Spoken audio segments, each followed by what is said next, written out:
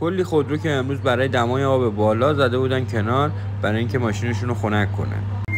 چاره کار اینه که یه پک ویکتری انجام بدین. جدا اینکه تقویت برق براتون انجام میده، توی سیستم صوتی، توی کولر تاثیر داره، راندمان دینامو باتری رو بالا میبره، طول عمرشون رو بالا میبره، از جوش آوردن خودرو هم جلوگیری میکنه.